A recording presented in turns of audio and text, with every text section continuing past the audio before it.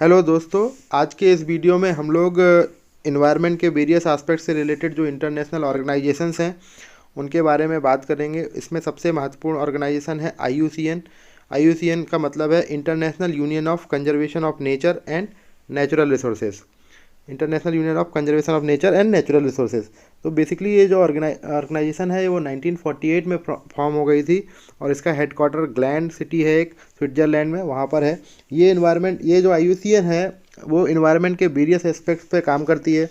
इसके जो area of working है, बायोडाइवर्सिटी के लिए काम करती है, क्लाइमेट चेंज के लिए बात करती है, सस्टेनेबल एनर्जी के एरिया में बात करती है, ह्यूमन वेलबींग या ग्रीन इकोनॉमी से रिलेटेड कुछ है तो उस पर बात करती है। तो IUCN जो है हमारी वो साइंटिफिक रिसर्च को प्रमोट करती है। कोई फील्ड प्रोजेक्ट है उसको मैनेज करने के लिए किसी कॉपरेशन की ज़रूरत है तो उसको करती है। तो बेसिकली IUCN का सबसे अच्छा ये है कि ये हमारे स्टेट और नॉन स्टेट एक्टर्स दोनों को ही इन्वॉल्व करती है। या ऐसा नहीं है कि सिर्फ गवर्नमेंट से ही इन्वॉल्व हो रही हैं, हमारे नॉन स्टेट एक्टर्स जैसे कोई NGO है या कोई UN की एजेंसी है, तो इन सबको एक प्लेटफॉर्म पे लेकर आती है।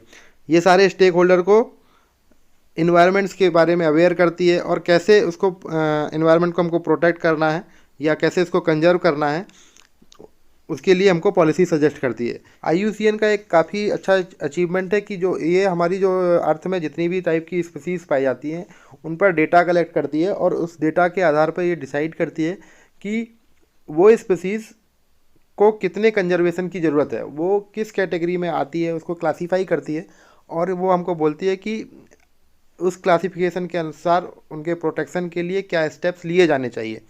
तो बेसिकली मैं इसको आपको एक चार्ट के माध्यम से समझाने की कोशिश करता हूँ कि सारी स्पीसीज़ का कुछ का जो हम लोगों को डेटा मिला उसमें ये क्लासिफिकेशन है और ऐसी स्पीसीज़ जिनके बारे में सफिशिएंट डेटा नहीं है उनको डेटा डिफिशिएंट या नॉट एवेल्यूएटेड की कैटेगरी में रखा जाता है। तो ऐसी स्पीसीज़ जो हमको लगता है कि ये इन्वायरमेंटली इंडेंजर हो रही हैं या इन पे स्ट्रेस है इन्वायरमेंट के चेंज की वजह से, तो ऐसी स्पीसीज़ के बारे में जो डेटा इकट्ठा किया गया है तो अलग अलग क्राइटेरियाज हैं। अलग अलग क्राइटेरिया के आधार पर इनको इन पाँच कैटेगरीज में बांटा गया है। ये 5 कैटेगरीज हैं: least concern, near threatened, vulnerable, endangered and critically endangered. तो जो हमारी ये यहाँ पर ये 3 कैटेगरी हैं इनको बोला जाता है कि ये तीनों इन कैटेगरी की स्पीसीज़ हमारी थ्रेटेंड कैटेगरी में आएंगी। और अगर किसी स्पीसीज़ की संख्या इतनी कम हो गई है या कि वो अपने इन्वायरमेंट में पाई नहीं जाती है तो उसको हम एक्सटिंक्ट या कोलैप्स की कैटेगरी में रखते हैं। तो इस तरह से हमारी स्पीसीज़ को कई सारी कैटेगरीज में बांटा गया है। Based on level of category उनके कंजर्वेशन के एफर्ट किए जाते हैं, उनको प्रोटेक्शन दिया जाता है, उनका इन सीटू कंजर्वेशन किया जाता है या एक्स सीटू कंजर्वेशन किया जाता है। तो इस तरह से ये हम डिसाइड करते हैं कि हम किस तरह के हमको स्टेप्स लेने हैं बेसिकली, है ना। IUCN के बाद एक दूसरी इंपॉर्टेंट ऑर्गेनाइजेशन है जिसको हम बोलते हैं WWF, यानी कि world wide fund for nature.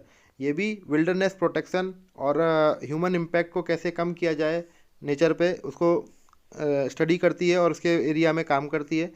ये एक NGO है जो 1961 में फॉर्म हुई थी। इसका सबसे महत्वपूर्ण काम है कि ये एक रिपोर्ट पब्लिश करती है एवरी 2 ईयर। इसको हम बोलते हैं लिविंग प्लानिट रिपोर्ट।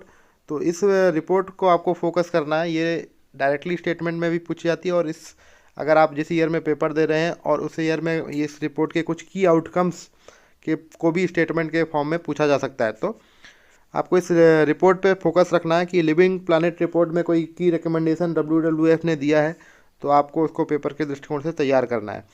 इसके साथ साथ मैं आपको यहाँ पे एक 2 टर्म के बारे में बताना चाहूँगा। एक है इकोलॉजिकल फुटप्रिंट, दूसरा है बायो कैपेसिटी। इकोलॉजिकल फुटप्रिंट का मतलब है how much nature is required to support lifestyle of a person, यानी कि एक पर्सन की जो लाइफ स्टाइल है उसको सपोर्ट करने के लिए कितना अर्थ का रिसोर्सेज रिक्वायर्ड है। यानी कि अगर हम करंट ग्लोबल इकोलॉजिकल फुटप्रिंट देखें, यानी कि जो टोटल हमारे ह्यूमंस हैं ऑल अराउंड द ग्लोब, तो उनका जो फुटप्रिंट है 1.7 टाइम्स ऑफ अर्थ है। यानी कि अभी हम 1.5 गुने से ज़्यादा अपने जो हमको रिसोर्सेज यूज करने चाहिए ऑन एन एवरेज वो 1.7 टाइम्स हम लोग ज़्यादा यूज कर रहे हैं। यानी कि अगर हमको इकोलॉजिकली सस्टेन करना है तो हमको अपने रिसोर्स कंजम्पशन को कम करना होगा बेसिकली। सेकेंड टर्म है बायो कैपेसिटी। बायो कैपेसिटी का मतलब होता है the area which is required to regenerate the resources required by people. मतलब एक पीपल को जितने रिसोर्सेज चाहिए होते हैं उसको जनरेट करने के लिए कितना एरिया अर्थ का रिक्वायर्ड है, इसको हम बायो कैपेसिटी कहते हैं। हम नेक्स्ट अब हम बात करेंगे ट्रैफिक की। ट्रैफिक एक wildlife trade monitoring programme है। इसको IUCN ने 1976 में शुरू किया था। बाद में इसने WWF का भी कोलैबोरेशन हुआ। एक ये one of the largest joint conservation effort है WWF और IUCN। ये क्वेश्चन पहले पूछा जा चुका है, आप इसको ज़रूर से नोट करके याद रखिएगा। WWF और IUCN का एक जॉइंट कंजर्वेशन प्रोग्राम है ट्रैफिक। और ट्रैफिक जो है वो आपका वाइल्ड लाइफ ट्रेड मॉनिटरिंग से रिलेटेड, जो वाइल्ड लाइफ की ट्रेड हो रही है उससे उसको मॉनिटर करने के रिलेटेड जो एक्टिविटीज़ हैं उनको उनके रिगार्डिंग काम करता है। तो ये जो प्रोग्राम है वो क्लोज कोऑपरेशन में वर्क करता है with government and site secretariat. जहाँ तक साइट्स की बात करें तो ये इंडेंजर्ड स्पीसीज़ की इंटरनेशनल ट्रेड को रेगुलेट करने का एक कन्वेंशन है।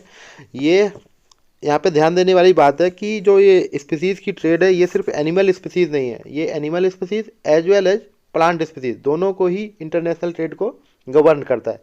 इसका एडमिनिस्ट्रेशन UNEP की सेक्रेटरीट के थ्रू होता है। तो ये भी एक इम्पॉर्टेंट एस्पेक्ट है कि UNEP इसको गवर्न करता है।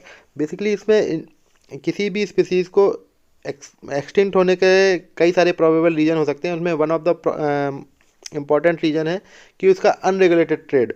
अनरेगुलेटेड ट्रेड की वजह से कई सारी स्पीसीज़ एक्सटिंक्ट हो रही थी, तो इनको रेगुलेट करने के लिए उनकी साइट्स की स्थापना हुई। साइट्स ने स्पीसीज़ को तीन अपेंडिक्स में बांटा। अपेंडिक्स 1 में ऐसी स्पीसीज़ को रखा गया जिनको ग्रेटेस्ट लेवल ऑफ प्रोटेक्शन की ज़रूरत है। ऐसी स्पीसीज़ जो कि एक्सटिंक्शन के वर्ज पे हैं, जो एक्सटिंक्ट होने वाली हैं, उनको ग्रेटेस्ट लेवल ऑफ प्रोटेक्शन की ज़रूरत है, तो उनको काफ़ी स्ट्रिक्ट कंट्रोल के थ्रू रेगुलेट किया जाता है उनकी ट्रेड को।